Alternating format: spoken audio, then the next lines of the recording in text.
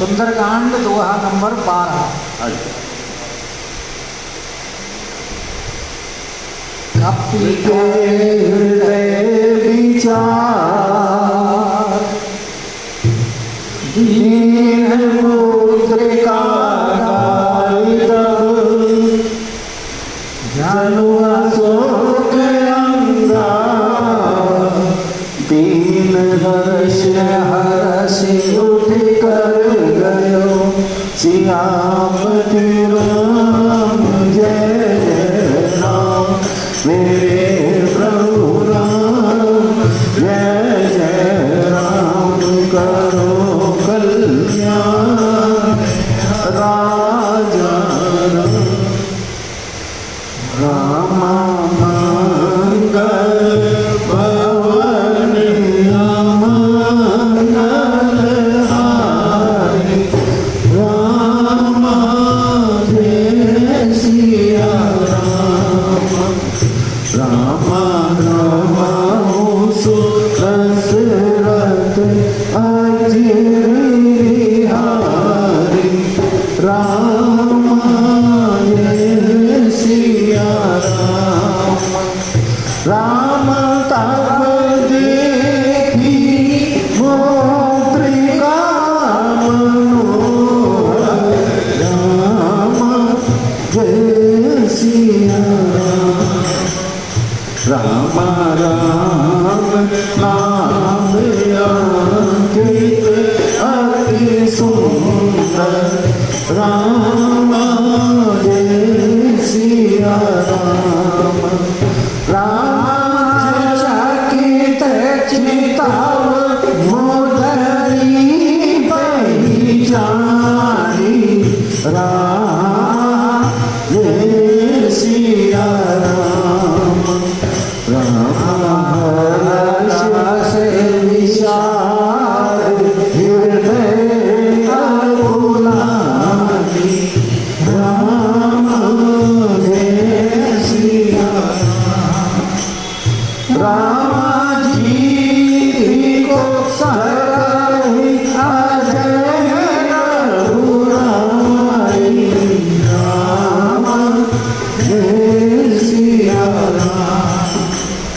राम आया तेरा शिखर चिरैयाई राम जय सिया राम राम सीता मन विचारे करना राम जय सिया राम राम मधुर वचन बोलूं हनुमान राम जय सिया राम राम चंद्र गुण बरन लागा राम जय सिया राम राम सुनतहि सीता दुख भागा राम जय सिया राम राम लागी सुसुने श्रवण मन लागी राम जय सिया राम आदम के सब कथा सुनाई राम जय सिया राम राम श्रवणामृत जेहि कथा सुहाई राम जय सिया राम राम करी सुंदर होती राम जय सिया राम तब हनुमंत निकट चली गया राम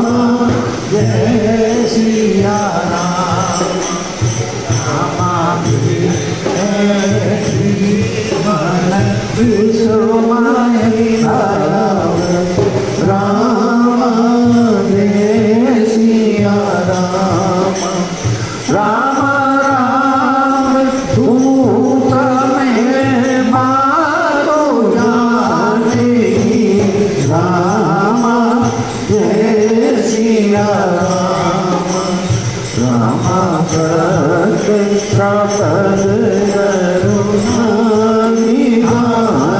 की राम जय सिया राम राम यह मुद्रिका मातु में आनी राम जय सिया राम दीनी राम तुम कह सहनानी राम जय सिया राम राम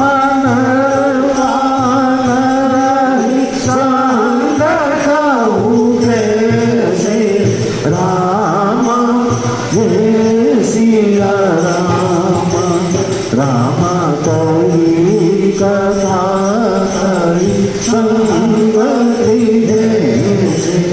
राम जय सिया राम राम मंगल भवन अमंगल हारी राम जय सिया राम राम प्रभु दशरथ अजिर बिहारी राम जय सिया कपि कर वचन सप्रेम सुनी उपजा मन विश्वास जाना मन क्रम वचन कृपा सिंधु दास सिया पति राम जय जय राम मेरे प्रभु राम जय जय राम करो कल्याण राजा श्री गुरु चरण सरोज रज निज मन मुकुर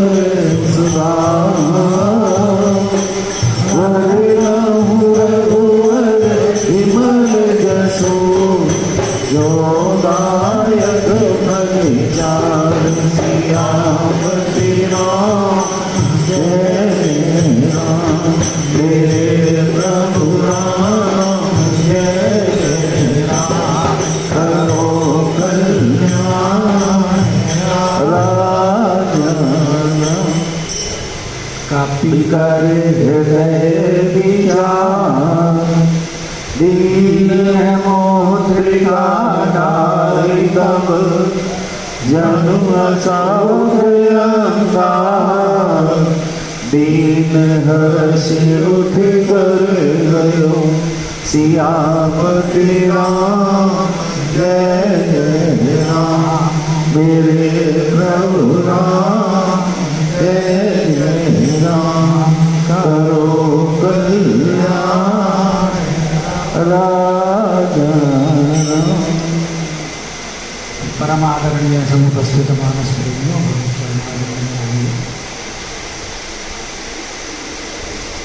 सुंदरकांड के अंतर्गत आप सुन रहे हैं कि जनक किशोरी जानकी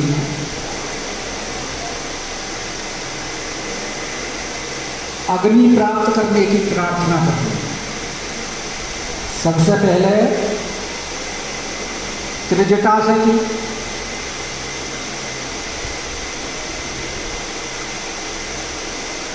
अब अग्नि मांग किसके लिए रही है? अपने शरीर को भस्मीभूत करने के लिए।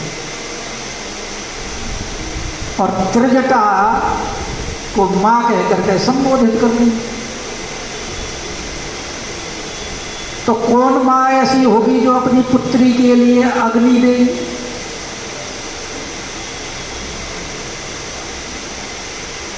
इसीलिए त्रिजटा ने बहाना बना दिया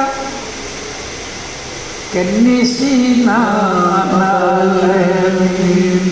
सुन सुकुमार रात्रि में अग्नि नहीं मिलती, और अपने घर की तरफ चल खिसक गए।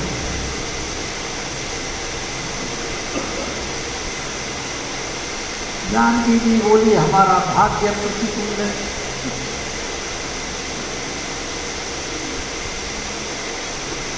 अग्नि जैसी चीज उपलब्ध नहीं हो रही। फिर आकाश की तरफ देखा, चंद्रमा की तरफ देखा,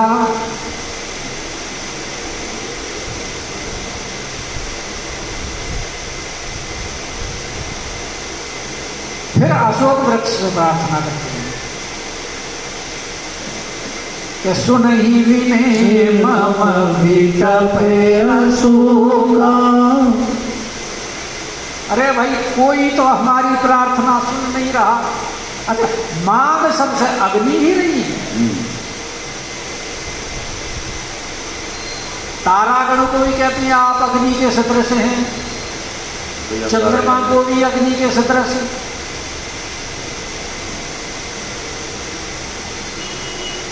और अशोक के वृक्ष के पल्लवों को भी कह रही हैं कि नूतन किस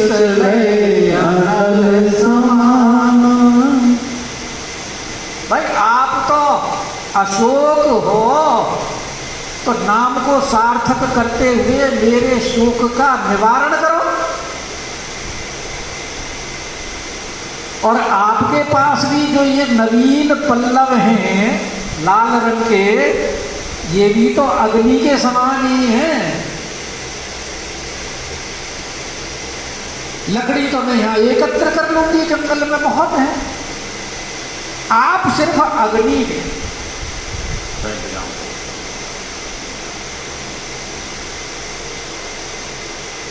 क्योंकि पति वियोग में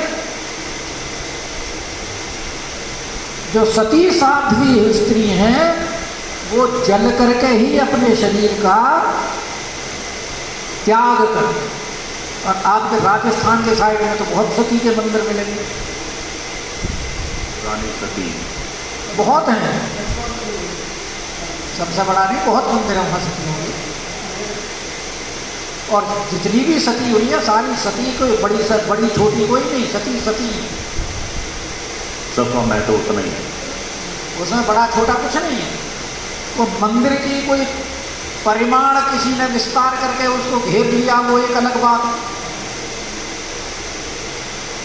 लेकिन महिमा जिसने अपने शरीर का त्याग करना सहज नहीं है। अच्छा, जानकी जी अग्नि ही क्यों मांग रही है?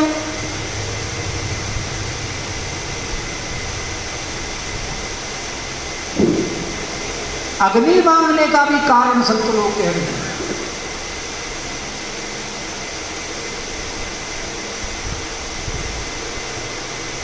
क्योंकि जानकी जी कौन है? प्रतिबिंब। जानकी जी का बिंब कहाँ है? अग्नि। अग्नि में। और अग्नि से प्रकट क्या है कि तुम पावक महु करहु सिवासा, जब लगी करहु निशाचर नासा। तो अग्नि से प्रकट हुई है, बिंब अग्नि में है, तो प्रतिबिंब भी जहाँ बिंब है उसी की कामना करता है। इसलिए सबसे जानकी जी अग्नि मांग रही हैं।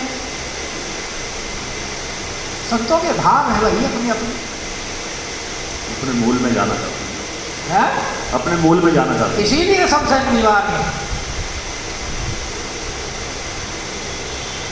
तो हनुमान जी देख रहे हैं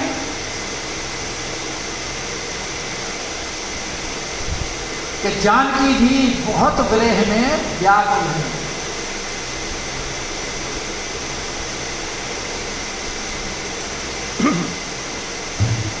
और अब तो उन्होंने देखा कि व्याकुलता की चरम अवस्था है कि देखी परम व्याकुल सीता।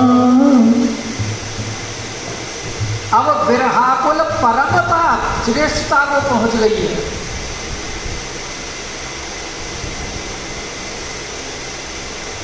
और उस समय हनुमान जी की स्थिति कैसी हो गई है कि सोचन जानकी जी की उस अवस्था को देख करके हनुमान जी का एक क्षण कल्प के समान हो। अब क्षण जो है कितना सूक्ष्म होता है। हमारे यहाँ तो घंटा मिनट सेकंड में गिनती कर देते हैं, लेकिन हमारे ऋषियों ने काल की कितनी सूक्ष्म गणना की है कि 3 लव का एक निमेष होता है, जिसको कहते हैं ना पलक गिर के उठ गई, कितनी देर में उठ गई, इसको कहते हैं निमेष। निमिष निमिष करुणा निधि जाय कल्प समुदी। तो निमिष का मतलब है, और निमिष क्यों कहा है इसको, क्योंकि निमि महाराज जी ने पलकों पर अपना निवास मांगा है।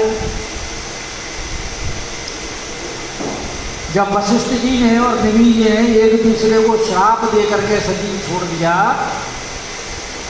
तो वशिष्ठ जी ने तो दूसरा शरीर प्राप्त कर लिया, अगस्त जी के साथ कुंभजुषी बन गए। लेकिन निमि महाराज बोले हमको शरीर नहीं चाहिए।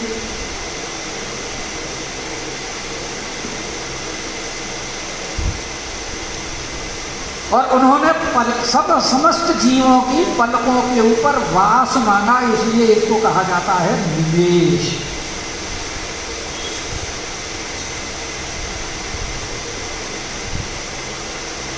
इसीलिए जब पुष्प वाटिका में जानकी जी और रामचंद्र जी का मिलन होता है और दोनों की जब आंखें एक दूसरे से चार होती हैं, तो वहां गोस्वामी जी लिखते हैं मनहु त्रिगंचल तजेउ निमेषा। तो निमिष जी महाराज बोले अरे भाई हमारे ही कुल की पुत्री है और इस समय इन दोनों का मिलन का प्रसंग है, हमको अब एक तरफ हट जाना चाहिए। पलक झपकना बंद हो जाता है और वहां उन दोनों की पलकें झपकती नहीं है, अपलक रहते, अपलक हो गई है। तो हमारे यहाँ देखो काल की गणना कितनी सूक्ष्म है कि सोचन यानी 3 लव का एक निवेश और 3 निमेष का एक क्षण, और उस क्षण के ही जो हनुमान जी को वो क्षण के व्यतीत होने में जो जैसा प्रतीत हो रहा है वो किसके समान हो रहा है, कल्प गीता। और कल्प कितना बड़ा होता है ये तो क्षण का तो बता दिया। अब कल्प का मतलब है कि ब्रह्मा जी का एक दिन, और ब्रह्मा जी का एक दिन कितना बड़ा, 100 चतुर्युगी। कि हमारे जो 4 युग हैं इनको कलयुग, द्वापर, त्रेता, सतयुग, इसको चतुर्युगी बोलते। चारों युग की एक चतुर्युगी कहलाती है। और इनमें आयु कलयुग की है 4,32,000 वर्ष, कलयुग से दुगनी आयु द्वापर की 8,64,000 वर्ष, कलयुग से 3 गुनी त्रेता की 12,96,000 वर्ष, और कलयुग से 4 गुनी सतयुग की 17,28,000 वर्ष। और ये चारों मिलाकर के एक चतुर्युगी होता है। और ऐसे 71 चतुर्युगी का एक मनवंतर होता है, और ऐसे 14 मनवंतर का यानी 1000 चतुर्युगी, क्योंकि उसमें संध्या और संध्यांश भी मिलते हैं। समझने की जरूरत नहीं है, सुनने की जरूरत है। कई बार जन्म लेना पड़ेगा इससे तो आपको।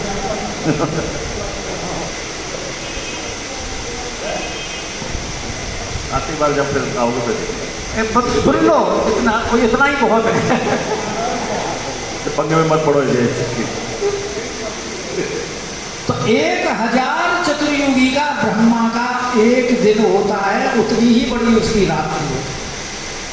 तो यहाँ हनुमान जी को वो कह रहे हैं कि एक क्षण कितना लंबा उनको महसूस हो रहा है जानकी जी के विरह को देख करके, कि सो क्षण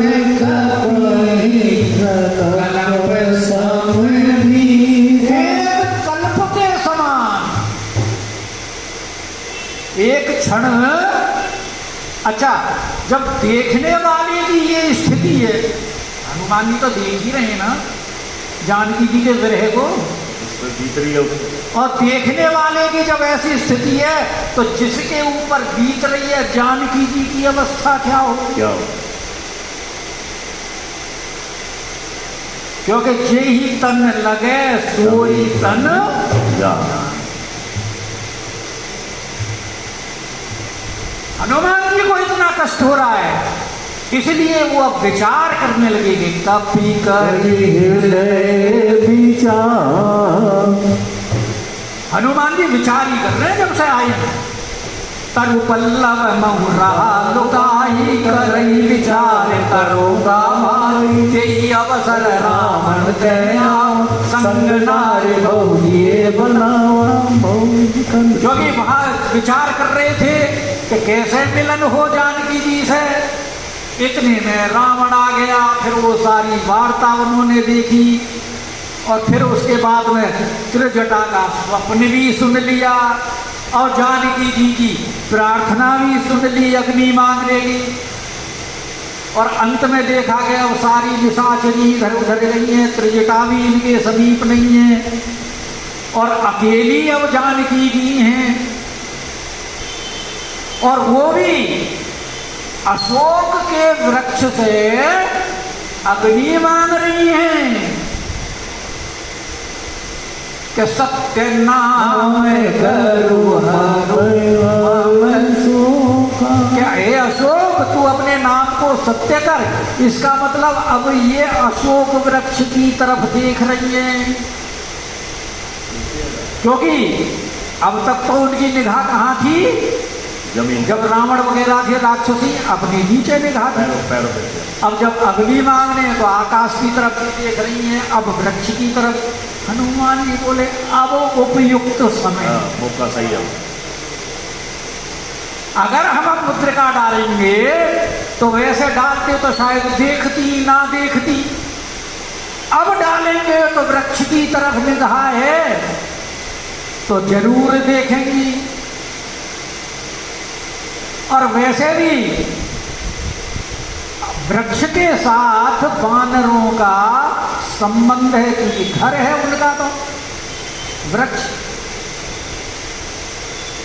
के शाखा मृग शाखा पर जाई, शाखा मृग से बड़ी मनुष्य। बोले अब हमारे ही संबंधी के साथ में प्रार्थना करने पर अगर इस समय उपाय नहीं किया गया तो भैया अपने ही संबंधी की बदनामी। हनुमान जी ने उपयुक्त समय देख करके कि जनु अशोक अंगार, क्योंकि मुद्रिका जो है उन्होंने तुरंत डाल दी। दीन मुद्रिका डाली तब, और मुद्रिका कैसी है? स्वर्ण की मुद्रिका है, जनु अंगार, माणिक्य जड़ा हुआ है और लाल रंग के माणिक्य से उस अंगूठी की जो दीप्ति है वो भी अग्नि के समान लाल हो। तो ऐसा प्रतीत होता है कि अशोक ने जानकी जी की प्रार्थना सुन करके अपने नाम को सार्थक करते हुए कि जनु अशोक अंगार, अशोक ने अंगार डाल दिया। दीन और जैसे गिरे, अरे जानकी जी बड़ी प्रसन्न हुआ, मन की इच्छा पूरी। किसी ने तो सुनी हमारी अब तक तो कोई सुन ही नहीं रहा था। तो हरसी उठी कर गयो, मतलब जो बैठी थी इतनी भी दूर नहीं थी कि जो बैठे बैठे ही ले लेती, थोड़ा सा उठ करके उन्हें वहां तक जाना पड़ा और उसको ग्रहण किया। अब पकड़ तो ली, अंगारा मिल गया। अब पकड़ने के बाद में जब मुट्ठी में गर्माहट महसूस नहीं हुई, अरे बोला ये कैसी अग्नि? अग्नि पकड़ने के बाद में अग्नि का धर्म गुण धर्म क्या है? गर्म, जलाना, ताप देना। और बोला ये तो ठंडी दिखाई दे रही है। सब मुद्रिका देखी मनो। अब उन्होंने कहा कि ये तो अग्नि कैसी है जो ठंडी प्रतीत हो रही है। तब देखी और जब मुट्ठी खोल करके देखी तो वहां अग्नि की जगह क्या दिखाई दिया? मुद्रिका। मुद्रिका मनोहर, मुद्रिका दिखाई दी। और वो भी कैसी? मन को हरने वाली, मनोहर, सुंदर मुद्रिका। अब सुंदरकांड है तो सुंदरकांड में तो चीज सुंदर ही दिखाई देगी। सभी चीज सुंदर है। यहाँ तो सारी चीज सुंदर ही है। सिंधु तीर ये कबूतर सुंदर,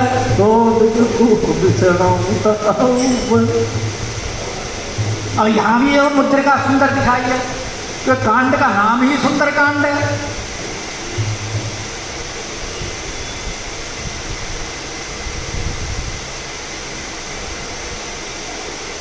तो तब देखी मुद्रिका मनोहर। और मनोहरता किस बात की है कि उसके ऊपर राम नाम अंकित है। राम नाम अंकित अति सुंदर।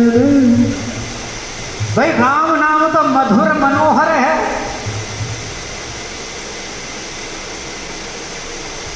और राम नाम उसके ऊपर अंकित है। जानकी जी ने देखा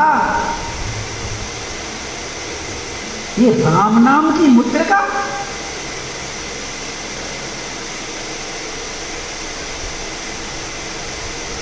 तो बड़ी चकित हुई देख करके, चकित चितव मुद्री। ये यहाँ राम नाम की मुद्रिका कैसे आ गई? तो गौर से देखने लगी, क्योंकि रावण की मायावी लंका में है ना, यहाँ तो कोई भरोसा तो कुछ है नहीं। तो वो गौर से जब चकित, पहले तो चकित हुई कि आई कैसे, फिर उसको देखा और फिर उसको पहचाना। बोले माया की तो नहीं है, ये तो है तो असली। क्योंकि राघवेंद्र सरकार की मुद्रिका को जानकी जी जानती थी। पहली बार कहाँ देखी थी? कोहबर में। कोई कोई कहती है कि भाई ये मुद्रिका वो है जो केवट को देने के लिए जानकी जी ने राम जी को दी थी। लेकिन संत लोग यही मानते हैं, क्योंकि बहुत से ग्रंथों में ऐसा ही प्रमाण मिलता है कि ये मुद्रिका राम जी की थी और जानकी जी इसको अच्छी प्रकार से पहचानती थी, उसकी बनावट को, उसकी कारीगरी को। तो इसलिए उन्होंने के चकित चितव मुद्री पहचान। और जब पहचानी गई राघवेंद्र सरकार की मुद्रिका है तो बड़ी प्रसन्नता हुई। दोनों नहीं हुई तो कई चीज, हर्ष भी हुआ, विषाद भी हुआ, व्याकुलता भी हुई। तो हर्ष किस बात का कि जैसा मुद्रिका नहीं मिली हो उन्हें, स्वयं सरकार के ही दर्शन हो गए। क्योंकि प्यारे की अगर कोई वस्तु मिल जाए तो उस मिलने पर जो प्रसन्नता होती है वो ऐसी ही प्रसन्नता होती है जैसे प्यारे स्वयं मिलते कोई देख लिया। पर फिर वो सोचने लगी कि ये लंका नगरी में यहाँ मुद्रिका राम जी लाया कौन? हो सकता है ये माया की हो, इसलिए विषाद। तो वहां उनको देख इसलिए विषाद हुआ कि कहीं माया तो इतना ऐसा तो नहीं है कि राघवेंद्र सरकार कहीं सो गए हो तो कोई ले आया हो चुरा करके, या कहीं कुछ अनिष्ट तो नहीं हो गया उनका, या अब उनके कहीं दर्शन होंगे या नहीं होंगे। कभी ऐसा ना हो कि विरह में प्राण ही छोड़ दिए हों। तो इसलिए उनको हर्ष भी है, विषाद भी है और व्याकुलता भी है। फिर विचार किया, क्योंकि जानकी जी ऐश्वर्य के हिसाब से भी जानती हैं कि जीव के अंदर इतनी सामर्थ्य नहीं है जो ईश्वर को जीत सके। भगवान की महिमा को जानती हैं जानकी जी, क्योंकि खुद कौन है? उद्भव स्थिति संहार कारिणी क्लेश हारिणी सर्वश्रेयस्करीम सीताम न तो हम राम वल्लभाम। राम जी की वल्लभाएं, और जो राम जी हैं वही जानकी जी हैं, जो जानकी जी हैं वही राम जी हैं। तो कहे जीव की सामर्थ्य थोड़ी है जो ईश्वर को जीत ले, कि जीती को सकाई अजय रघुराई। और ये तो ऐश्वर्य की माधुर्य में भी जानती हैं। अरे जिन्होंने क्षण मात्र में खरदूषण जैसे का वध कर दिया, सामने की ही बात है, जानकी जी के सामने ही तो किया है। कौन मार सकता है उन्हें? कोई नहीं मार सकता। जयंत का प्रसंग जानकी जी के सामने हुआ, धनुष भंग जानकी जी के सामने, अन्य कई प्रसंग हैं। तो बोले जीत नहीं सकता। दूसरी बात कि माया से रची नहीं जा, माया से ऐसी रचना हो नहीं सकती। और मानो माया से रच करके कोई अगर जानकी जी के हाथ में देगा भी, तो जानकी जी का तो स्पर्श होते ही वो माया नष्ट हो जाएगी, क्योंकि जानकी जी तो भगवान की माया है। और भगवान की माया के सामने बाकी और किसी की माया कोई ठहर सकती है? चल ही नहीं सकती। तो इसलिए जानकी जी करें माया से रची नहीं जाई। अब जानकी जी के हृदय में नाना प्रकार के विचार आए कि सीता मन विचार नाना और मधुर बचन। अब हनुमान जी बोले भाई ऐसा ना हो कि इस विरह में विषाद में जानकी जी अपने प्राणों का त्याग कर दें। सामने आना पड़ेगा, क्योंकि मृत्यु जो है वो दशम अवस्था मानी गई है।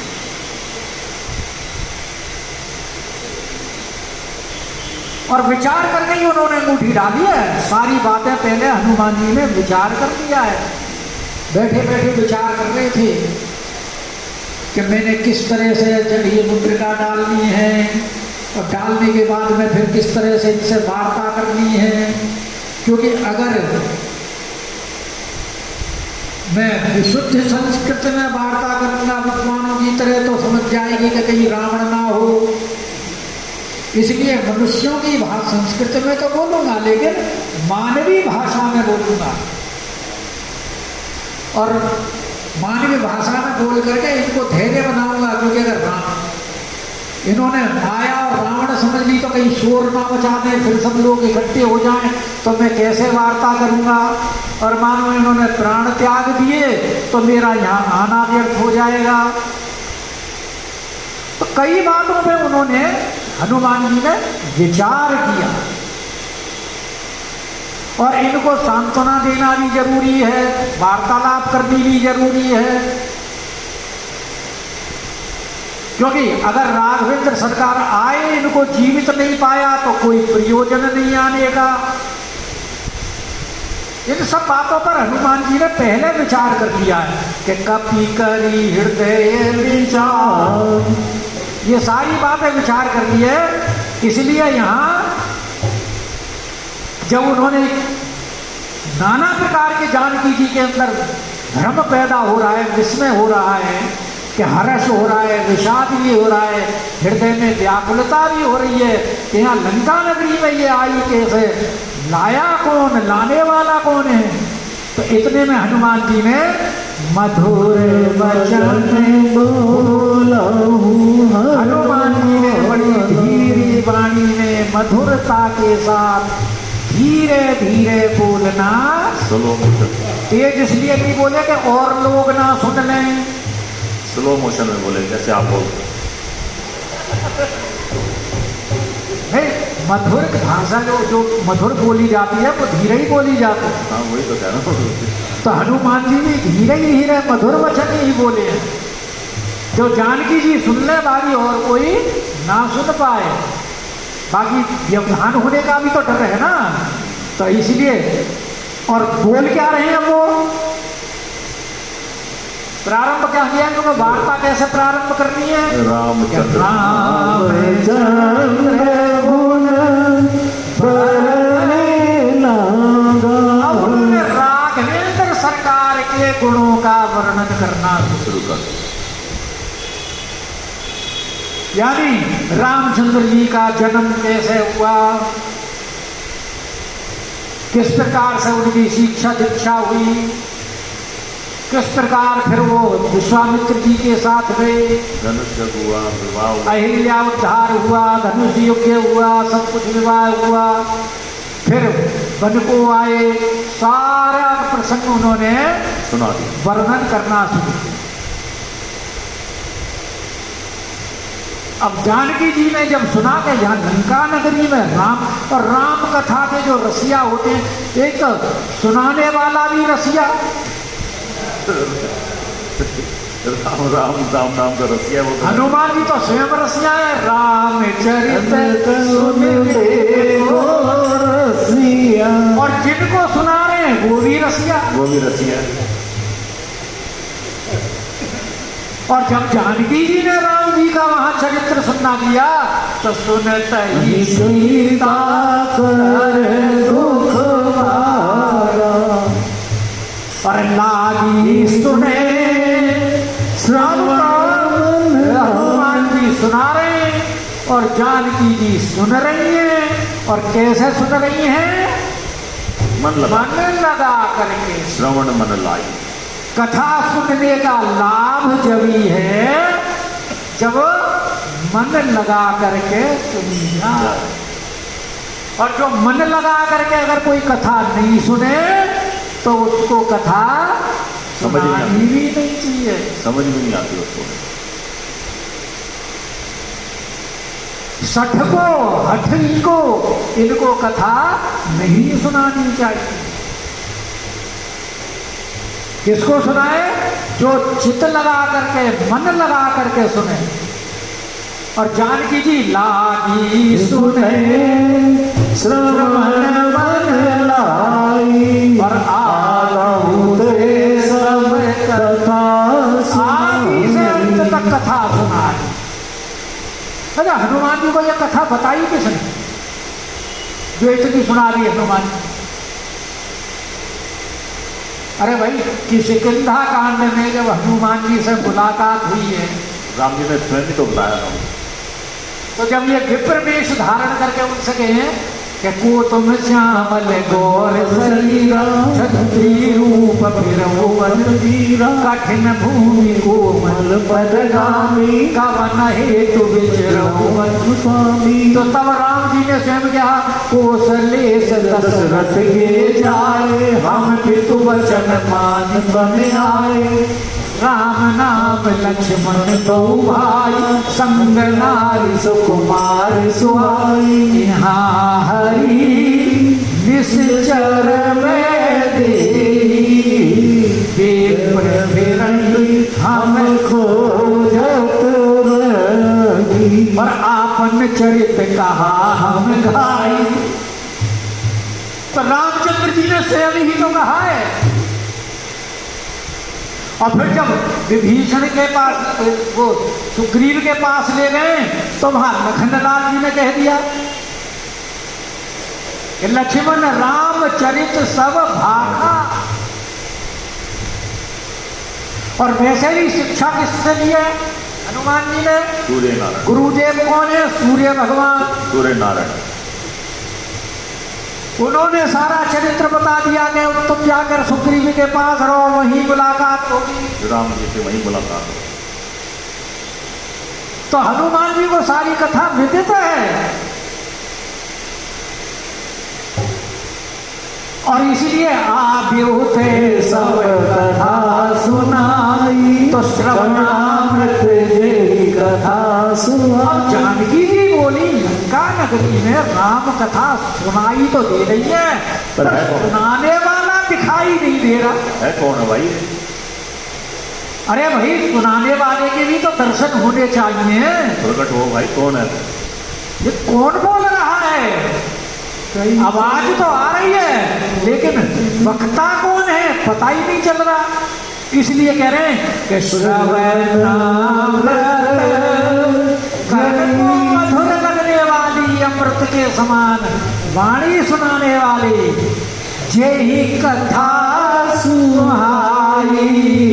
अरे प्रकट होत किन अरे भाई वो प्रकट क्यों नहीं हो रहा? हनुमान जी बोले अब सही समय, अब डिमांड आ गई है जानकी जी के सामने जाके। तब हनुमंत विकट चली गया हूँ। तब हनुमान जी वृक्ष पे से उतरे और उतर के धीरे धीरे जानकी जी के पास पहुंचे हैं। फिर बैठी और जानकी जी ने देखा कि ये कथा सुनाने वाला छोटा सा वानर। अरे जब कथा सुना रहा था तो वो तो मनुष्य की वाणी में सुना रहा था और यहाँ जो दर्शन दे रहा है वो तो वानर है, वो भी छोटा सा। बोले ये तो रावण की कोई माया लगे।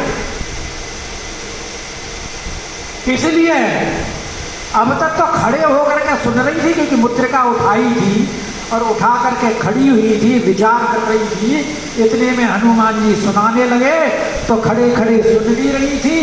और जब उन्होंने कहा कि प्रकट हो जाओ और हनुमान जी जब प्रकट हुए और जब देखा कि सुनाने वाला बंदर, बोले ये तो माया है। तुरंत मुंह फेर करके बैठे कि फिर बैठी मन समय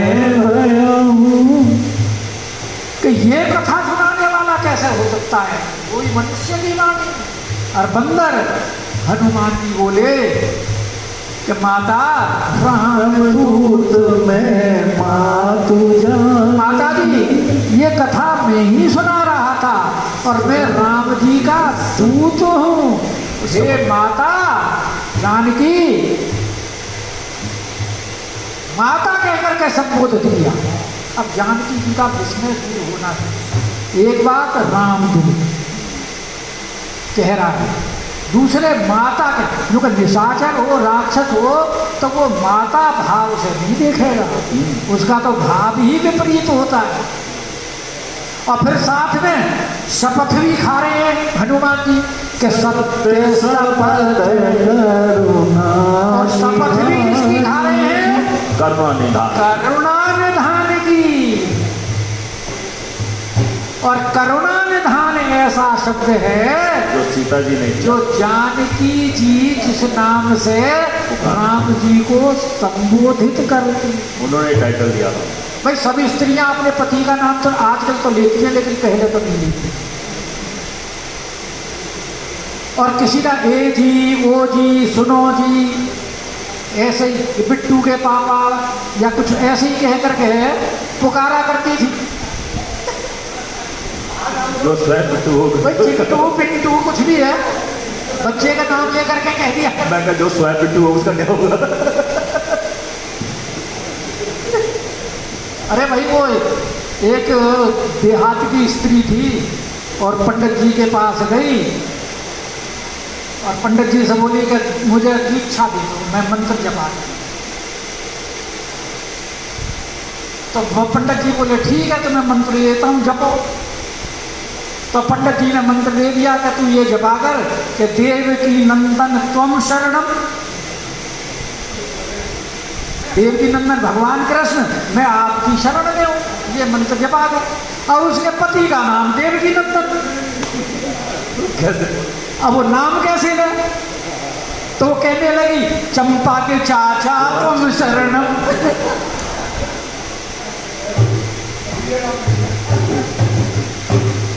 क्योंकि उसकी लड़की का नाम चंपा था, तो इसलिए वो कहती है कि चंपा के चाचा। तो पहले नाम नहीं लेती थी। तो यहाँ भी जानकी जी राघवेंद्र सरकार को क्या कहकर के पुकारती थी? करुणानिधान। और जैसे ही हनुमान जी ने शपथ खाई कि सत्य शपथ करुणानिधान यह मुद्रिका मातु में आई।